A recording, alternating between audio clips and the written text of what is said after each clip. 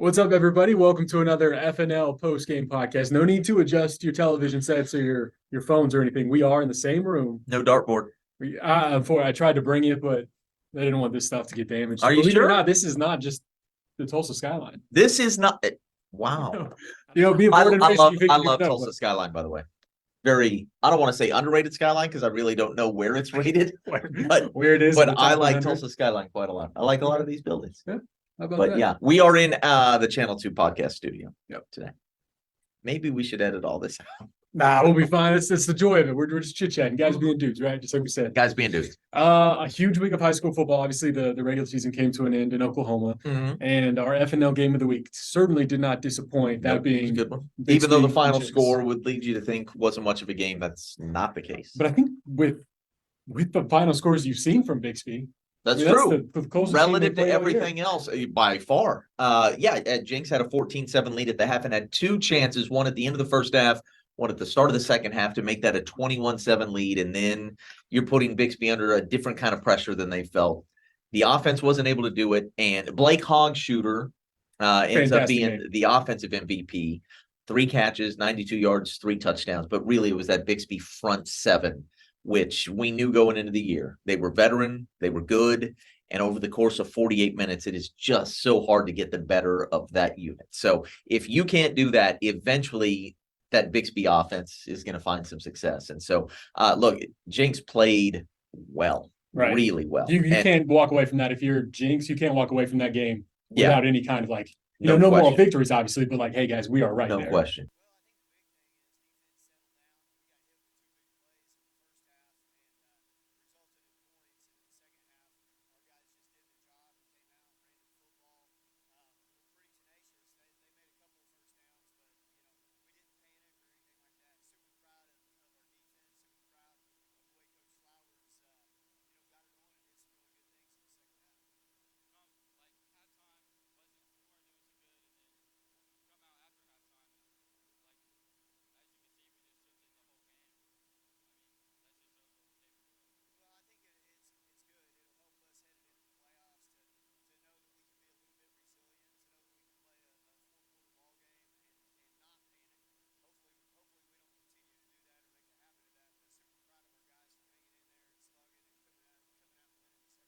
Yeah, and so I don't know what the status of Shaker Isaac is for the high school football playoffs this year. He was warming up before the Edmond North game. Yeah. I don't know this, but from my opinion and just being around sports enough, if that game was pivotal, because that game didn't mean anything to either side. If that game was pivotal, Shaker might have been able to play. Yeah. So Bixby hasn't had to face that challenge yet. It would be interesting to see if that comes to fruition in the high school football playoffs. Seemed like a foregone conclusion 1 year ago and then never happened. It would be interesting to see how maybe he, the best passing quarterback in 6A1 and one of the best in the state, no doubt, how he might be able to test that Bixby defense. Right. But in the trenches, I think Jinx showed, not that was a stalemate, but it was so much closer to a stalemate than anybody else has been able to come up with, both sides of the ball. So if there were a rematch, I sort of have every confidence at this point that Jinx would have a shot. That's now 3 times over the course of the last 23 games or whatever it is. Nobody else has played Bixby close. Jinx has done it now 3 times. So at this point, if there is a rematch, I fully expect it to be a ball game at least, at the half. Jinx, Bixby, Union Owasso all get buys, all just 1 win away from seeing each other all again in the state semifinals. Right. And there have been 9 times a team in Oklahoma has scored 600 points during the regular season. Okay. Bixby's done that 4 times since 2019. Wow. So that's where if you're Jinx, you're like, okay, we slowed down the best offense, something we can hang our hat on. And I'll make this brief. It's sort of the last thought I have on Bixby. It's just incredible the way it's built. They've won 8 of the last 9 state championships, and what you would assume is they would have dominated Class 6A2 much more than 6A1. Moving up, there would be and it's gone the other way. Yeah. It's only accelerating, and they have dominated teams in 6A1 every bit as much or even more than they were dominating 6A2 just a couple of years ago. And so we've seen, they've quickly established themselves as the king of 6A1 quickly. And everybody else is chasing that standard now, which is just really something to behold. So, I don't know where people are slotting them in some of these like national rankings, top I think they're 25s or top 50s or 50, whatever. but that's But where you start getting to like IMG and yeah, Duncanville. absolutely. And, who knows, right? These Right. teams never play. It's all There's no way, hypothetical at that but point. they've got to be building a name for themselves so that they become a mainstay in that world because it's that fine a program. It's about as Right. good as a high school football program could be run, period. We kind of teased it. Union beats Edmond North. They get the top seed of the second district, and then Bixby Jinx the first district. Union is the second district, and then Owasso, a little bit of a nail biter, but they get the job done. Huge fourth quarter, Yeah. and they get the win. So that settles it. All those teams get that pivotal first round bye.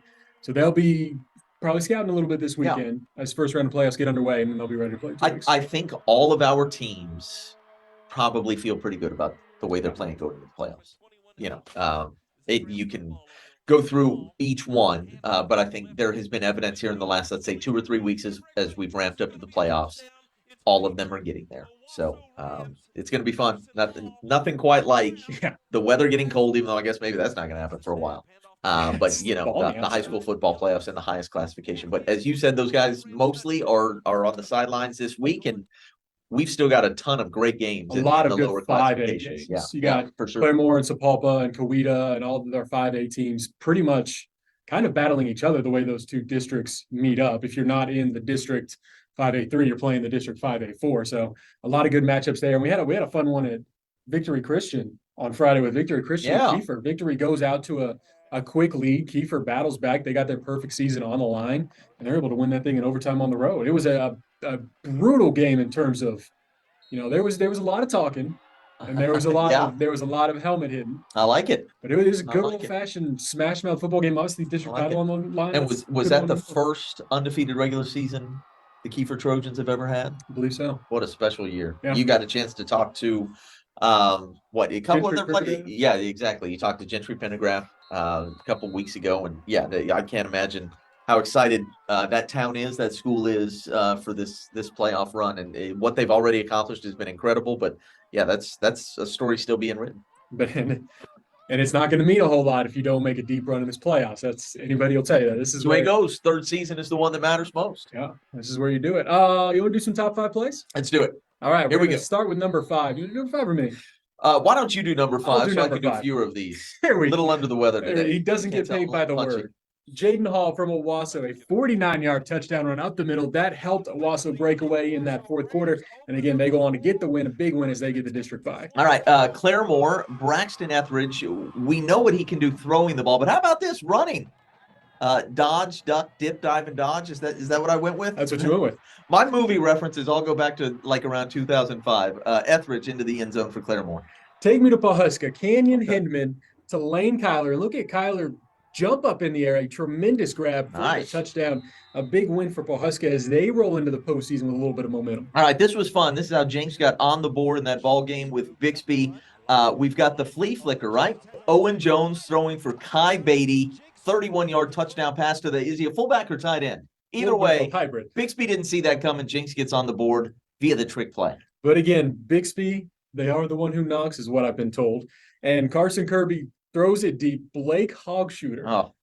First Elite. team all-namer. Blake Hogshooter, 42-yard touchdown. Again, helped propel Bixby in front, and they go on to win that fun contest against Jace. All right, so Blake Hogshooter is as good a name. You would not maybe expect that from a tall, lanky receiver. Yeah. Blake Hogshooter feels like, it'd be one of those guys up front, but look, don't ever judge a book by its cover. But I found out today, 2 of the most elite, or maybe it's one of the most elite names in all of college basketball, and then 2 in Joplin area, Springfield area, prep high school history. Tell everybody the names of the brothers you covered there in Missouri. Yeah, it's All Right, Wright, and Always Right. And Always Right was the quarterback of Joplin, and he was a dynamic. I think he was a guard. Always Right. Always Right. The first time we were texting about it this morning. The first time I saw that in a roster, I had to ask 3 people because I was like, no, like this is a joke, right? I'm not gonna say this on TV and get made fun of. I love it. Which of those do you like better? Always Right or All Right? I like Always Right. Yeah. Because would you like? My all right. wife is always right. I think Yeah. of Matthew McConaughey when I think of all right. All right. Absolutely. And like, all right, it's like, I'm not great, I'm all right. And always right, you're always right. So I love it. Okay. Proceed. Let's get on with it. what? Get on my head. There's a movie reference for you. Player of the week from last week, Knox Dyson from Owasso. That was a good one, right? 500 plus passing yards and 7 touchdowns. And here's the thing: it wasn't like he went out, they were playing a rum-dum. It was empty yardage. They needed all of it. They needed every touchdown. They needed all of those yards. You got a chance to catch up with Knox Dyson after the kind of night. I don't know if kids even dream of that. That's beyond dreams. All he was dreaming about was in the fridge after the game. Nuggies. It's fun. It's also, kind of, I wouldn't say scary, but it's intense, I mean, we know we can make it out of situations like that, but it's about doing it and going for the, next play. I mean, that's all you can do. That's what we were thinking coming out of half is Jakari had that big play. So, I mean, it's just about doing what's next. You threw for 500 plus yards, 7 touchdowns. At what point did you kind of feel like, okay, I'm in a groove, and also the weapons you have? The second touchdown, I was kind of, I was getting pretty excited, but I mean, I wasn't really paying attention too much to, at halftime there was kind of like the, this isn't too bad, and then I didn't even think about what stats were or anything like that. I was too, I was hyped up about the game, so it's not really what was on my mind. When did you first see those numbers, and what was your reaction? I was actually standing right over there, and Deuce's dad came over and said, "Hey, congratulations, Knox. 500 plus at 7 touchdowns." I was just kind of like, my brain was, I was like, "Did you get something wrong here?" It's a big deal, but like you said, it's a team effort. I mean, I'm not doing it without the the O-line blocking as well as they did. They have a really good front seven. Receivers making plays. Running backs did really well in protection a couple nights ago too. So I mean, all of them tight ends. It's a team effort. Who is Knox? Just a dude, just chilling. Okay. After you throw for 500 yards and 7 touchdowns, what's on the post-game menu if you were to decide? I went home and there were some chicken nuggets in the fridge, so I heated those up and took a shower and sleep. All right, so chicken nuggets. What do you? Big barbecue sauce guy. Are you a barbecue sauce guy? Big barbecue sauce guy. Honey and McDonald's. To be honest, this goes back to when I was a kid. New Mexico. I don't know. I was a weird kid.